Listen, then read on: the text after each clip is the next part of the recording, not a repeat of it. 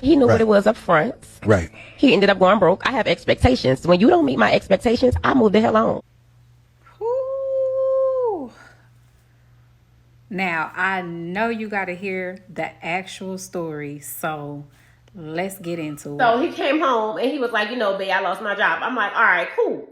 So a month later, like the bills, it was time for the bills or whatever, and I'm like, the bills due, babe, or whatever. And he was like, okay, I'm not working. And I'm just in a month, like it's all kind of hustles. You could have been doing something or whatever. So I told him, I said, look, if I pay these bills, are you going to pay me the money back?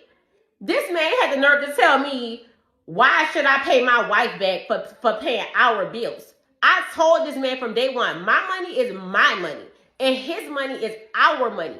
Why should I spend my money paying the bills? Like, no, he should have paid me back. So that's when I decided, like, I can't be with this man no more. So I had sex with his homeboy. Like, we all cool. I texted his homeboy or whatever. We went together. We left. I met up with him. And we was chilling, we was drinking or whatever. And I started venting. Like I started getting emotional. One thing led to the next. I did not purposely mean to do what I did with his friend. But things happen. Like, y'all don't understand what I'm going through. So, his friend ended up giving me some money or whatever. And he was like, babe, look, don't worry about it. Handle whatever you gotta handle. Like, his friend was every single thing I desire in a man. Like, everything I desire in a man. And, ain't nobody trying to hear my side. Ain't nobody trying to hear me out and what I went through. Like, that's not okay. That's not cool. You made a promise to me and you broke that promise. How am I wrong if I told him who I was and he didn't stick to what he agreed to? Like, that's not love. If you love me, you gonna pay them bills. You gonna do what you told me you was gonna do as a man. All boy is all boy, he get money.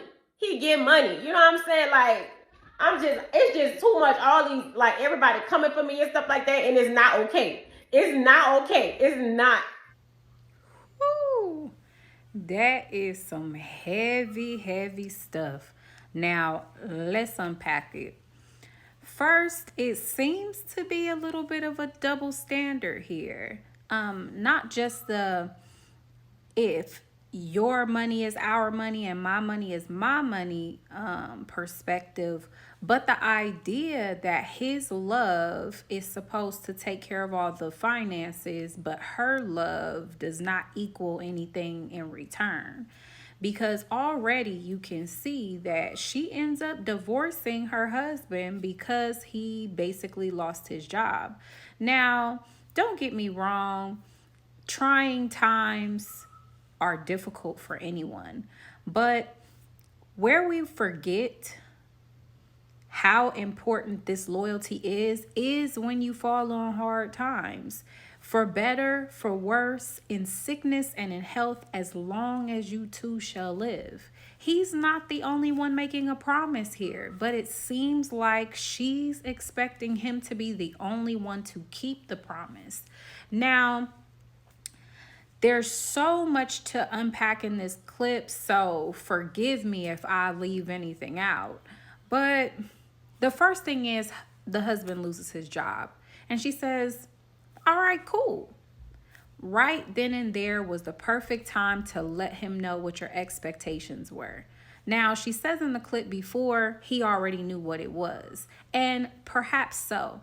But regardless of whether he knew or you thought he knew, you felt like it was communicated, this is the moment right here where you can make sure you guys are on the same page. Babe, I'm sorry to hear that you lost your job, but I need you to know that what we agreed to prior to stepping into this marriage is the agreement is the same. That hasn't changed. Okay? And then she proceeds to say, okay, cool. And when you tell somebody things are cool, they think things are cool. So he wasn't expecting her to turn around and say, babe, bills, hello. And he has to reiterate again, you know I'm not working, which I will assume that it was a dig on his ego, a dig on his pride. It hurt his manhood to even have to tell her again, babe, you know I don't have it. And so she says, okay, well, I'll take care of it, but are you going to pay me back? That's when she offends him. And he says, I shouldn't have to pay my wife back. And in my opinion, I agree. You guys are supposed to be a team. Again, regardless as to whether or not you guys had an understanding, his money is you guys' money, and your money is your personal money. When hardship comes and hits your relationship, everybody's assets are on the table. And me personally, I never really thought that when a woman says my money is my money, she literally means that. Like when you fall on hard times, don't even ask, can I participate? Type my money. I'm thinking my money is, I can put it over to the side. It's not for bills. Because a responsible adult understands these things are mutual responsibilities, even though you may have a husband who's very traditional and he's like, I'll take care of paying the bills. If you have an income of your own, part of the pride of having your own income is knowing that you can help given the situation if it's necessary. And me personally, having my own money was never so I could just kind of have my money over to the left and do what I want to when I want to money. It was more like, if the storm comes, if everything hits the fan, I can help, because you understand that your husband is the provider. He is only looking to his income to satisfy the financial needs of the family. And that's okay. And when you say my money is my money, you're saying that don't count my income towards the financial needs of the family, but not don't count my income at all, as in if you just don't have it, don't even look over here. That is just crazy. That is selfish. And that, my friends, unfortunately looks like your average hypergamous woman. Now, most people would say that most women are hypergamous, and I would say a good percentage are. But I would say the women that are not afraid of hard work, not afraid to build, not afraid to earn their own, are not necessarily hypergamous. They just don't want to carry the majority of the burden. So they want a man who is all enthralled with taking pride in shouldering that responsibility.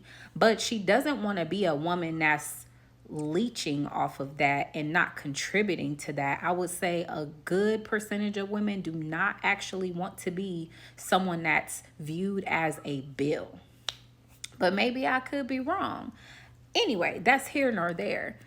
She divorces him because he feels he shouldn't have to pay her back. And so her next move is, and listen carefully because there's a little stutter step in how she's telling the story. I feel like that means the person is being dishonest because she couldn't figure out how she ended up with the homeboy. And she's like, well, we're all friends. I don't care if your husband gave you permission. His friends are not your friends. You don't beef with your husband and then get on the phone with his homeboy because you guys are all friends. And then you're venting to him and you're venting to him, and I don't know, one thing led to another and it just happened. Stuff does not just happen. And oh my goodness, I loathe that excuse, because you literally have to take steps for these things to unravel. You have to meet up with him. You have to text him. You have to vent to him. You have to react to your arousal. This doesn't just happen.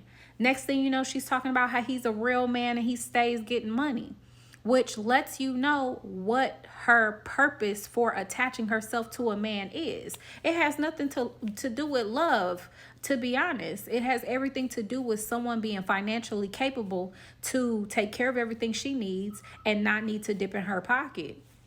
And ultimately, that's the type of woman that she's saying that she is. And if she told him that that's who she was before he married her, he should have kept walking. Because the sad thing about it is, when he actually fell on rough times, she actually did everything that she said she was going to do. That's why they tell you to believe when people tell you who they are the first time, because eventually you'll find out the hard way, and then you'll feel manipulated, you'll feel done wrong, you'll feel mistreated and betrayed. But one thing a person cannot do, even though they may be capable of lying and deceit and all the rest of these things, they cannot hide who they are forever. They will always give you a glimpse of who they are if the right situation reveals itself. So you meet somebody and they're very materialistic. They're always bragging about how things cost. They only determine how much you care about them in regards to or in relationship with how things cost, how much things cost. Those things are indicators that it's about the financial gain and how much you've spent. And this is how they find out what they're worth to you, is by the dollar amount. And so what that means is, if you're going to get in league with this type of woman, everything you spend money on, she's going to be clocking how much it costs, because ultimately her knowing how much it costs determines her value. At least that's her perception as it relates to how you see her. So if you're cheap in regards to her presence and her gifts, she's going to think that you think she's cheap. That's liable to make her get an attitude and, really show you that entitlement side of her. So if she's telling you up front, no, I need you to spend your money. No, my money is not for this. Believe her. Don't think you're going to change her. Don't think that you're going to charm her. Don't think you're going to put it down so swole that she's not going to know who she is anymore. Because when you lose your job, when you fall on hard times, all of a sudden it is going to start creating a negative experience for her. In short, she's going to start to feel the fact that you are no longer financially capable. And if that is her priority, you are no longer an eligible bachelor. And that means even if she is your wife, she will still leave you for someone that's more financially well endowed, with no shame about it. These types of women don't have a problem with having these types of conversations and being totally honest. They don't feel shame. They're not hurt. They don't care about your feelings. And they have a tendency to move along when the situation does not suit them. You heard that in the previous clip. I told you what I needed. You couldn't deliver. So I'm moving on. In that clip, unfortunately, I had to cut it down because music started to play, and how that goes. But the gentleman that was interviewing her asked her, what about love though? Don't you think that love would have had you stay there and be there with him? She said, if he really loved me, he wouldn't have ended up in a financial situation. She was like, love wouldn't have permitted for him to do that. And I just was in awe about the response, because what does love have to do with your financial circumstance? And how could anybody, I don't care if they planned years in advance, they had a business plan, they run a reputable business, how could anybody promise you nothing will affect their income? Downsizing, cost of living, so many different things out of your husband's control could affect how he makes money. He doesn't have to get fired for him to make less money. Downsizing could do that. Him moving to grow another site and it just doesn't pick up as fast as he would like it to. There are so many things that would affect his income. The idea that an adult had the idea that there's no way falling on hard times is possible. There's no way he'll ever need my help. And to me, that just speaks to a lack of maturity. And if you're planning on getting married to a man or a woman, knowing their maturity around finances is paramount. How could you marry someone who does not ultimately know the price of a dollar, does not know how to save, is not considerate of you when it comes to spending, and does not prioritize needs before wants and that kind of thing? These things are necessary, especially if you intend to down the road start a family. The children's needs will come before yours. She seems to factor in only her needs and not even in consideration, or not even adding in his needs with her own. She got married to have a specific type of life. And it's sad because, according to her, she explained this to him. I honestly don't believe she was that thorough or that straightforward in the explanation. However, when he said he lost his job, it was a perfect opportunity for her to reiterate and let him know exactly where she stood. But that's here nor there as well, because ultimately he found out who she was if he didn't know. Believe what people say about who they are the first time. If they're materialistic and that's the life that they want to live and they don't want to give it up for anybody, believe that. If they tell you that they want to be married, or whatever they tell you they dream about when they go to sleep, the things that define them, a person at their core cannot escape those things, and they will chase those things. If you do not possess the things that they consider to be material things or values that define them, yet you're in a marriage with them, you have to ask yourself, what are you doing? Do you really know this person? And are you in alignment with this person? Because ultimately, that person will find themselves aligned with someone or something that gives them exactly what they were looking for.